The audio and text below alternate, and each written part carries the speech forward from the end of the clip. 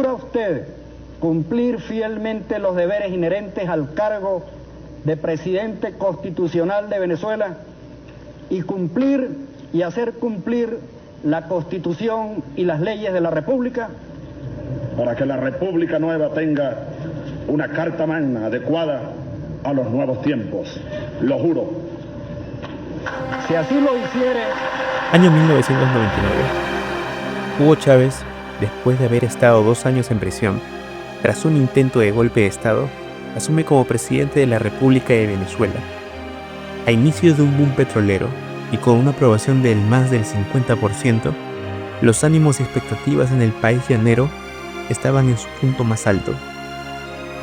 Tras 14 años de gobierno, entre paquetes de ayuda, expropiaciones y reformas, al punto de cambiar en el mismo año la Constitución, fallecía en 2013 víctima de un cáncer, dejando un país ya con indicios de la catástrofe que se vendría años más tarde.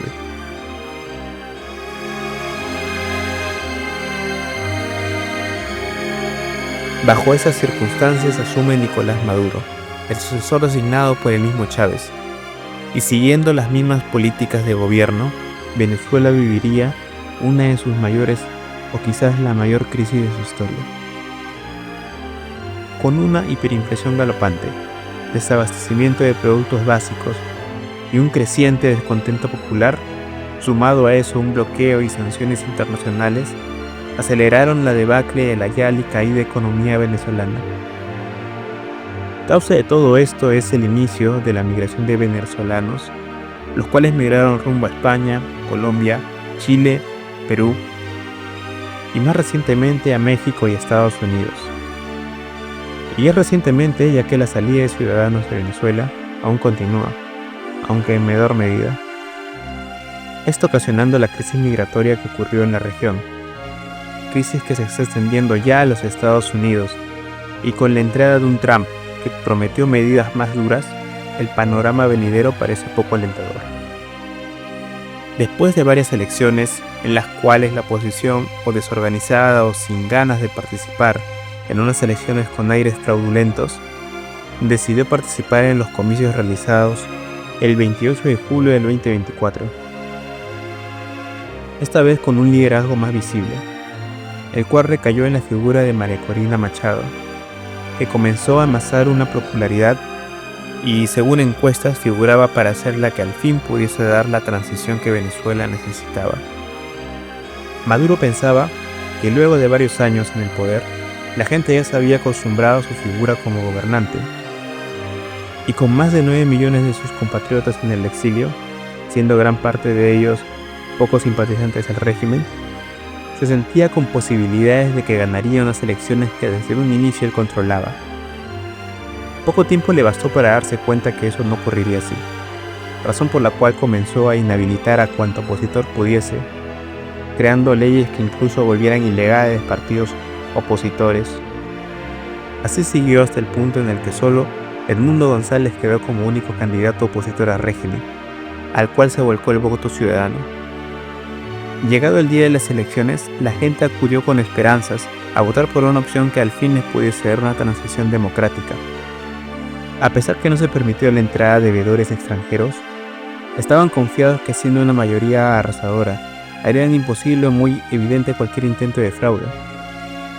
Y quedar en evidencia no le importó a Maduro, ya que una vez cerradas las mesas, comenzó a escucharse noticias sobre desapariciones de actas y cambios en los votos. Era ya evidente los indicios de que el resultado del voto no sería respetado. Y así, con graves vicios y sin el reconocimiento de casi nadie en la comunidad internacional, y con actas que nunca se mostraron, proclamaron a Nicolás Maduro ganador de sus propias elecciones. Constitucional de la República. Así llegamos a lo que nos acontece. Este viernes 10 de enero, Nicolás Maduro juramentó nuevamente como presidente de Venezuela.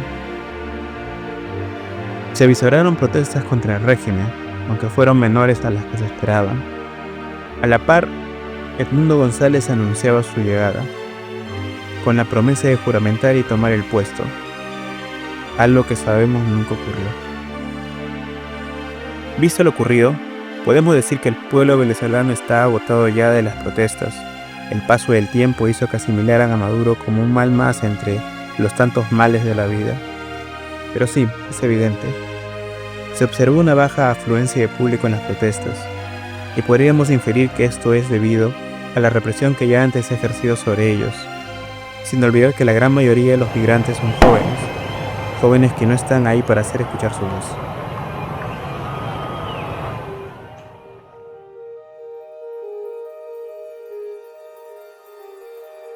Especulando un poco, se podría decir que la razón de la cancelación de la anunciada llegada de Edmundo González se debió a la poca fuerza visible opositora en las calles. ¿Qué podría pasar? Parte del trato con Estados Unidos para la realización de estas elecciones fue el retiro de algunas sanciones. Y con todo lo visto, lo lógico sería que Estados Unidos vuelva a implantarlas. Pero, ¿eso ocurrirá así?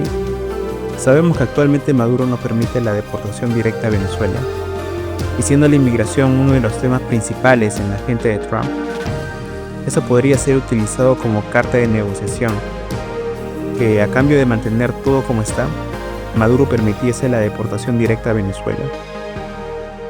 Y veo esto posible ya que la decisión difícil, la de quitar las sanciones, ya está tomada.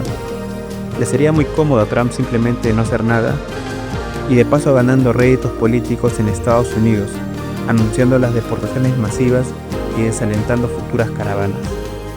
Por otro lado, Maduro, cediendo en eso, podría consolidar aún más su régimen, consiguiendo cierta estabilidad tanto económica como política. Que esto ocurriese sería sin duda una catástrofe para los venezolanos. Significaría ver aún más lejano el derrocamiento del dictador. Pero, ¿qué alternativas hay? Se ha estado hablando últimamente de una posible intervención militar tanto de Estados Unidos o como de una coalición de la región, pero siendo el territorio venezolano tan amplio y siendo posible la no cooperación de Colombia, esa opción parece lejana. Además que de suceder ello, se abriría una caja de Pandora que podría desestabilizar la región, porque a pesar de los múltiples problemas que puede haber en Latinoamérica, esta es una región donde no hay conflictos armados importantes. Aunque parezca inverosímil, Maduro cuenta con el apoyo de cierto sector de la población. Según el recuento de la oposición, ellos obtuvieron un 70% y Maduro un 30% de los votos. Podríamos decir entonces que al menos un 20% de la población aún simpatiza con Maduro. Un 20% que a pesar de todo lo vivido, aún simpatiza y cree en él. Un 20% que armados y con respaldo militar harían que una intervención militar sea muy difícil. La opción más viable para el fin del régimen sería que el golpe venga desde adentro, tanto de un levantamiento de los militares como de una sublevación en masa de la población. Pero una sublevación que le haga ver a Maduro que no parará hasta la emisión de su régimen, ya que a lo largo de la historia los grandes cambios han surgido con medidas poco ortodoxas. Estando él actualmente sintiéndose en una posición tan segura, no veo otra forma como hacer que finalmente deje el poder.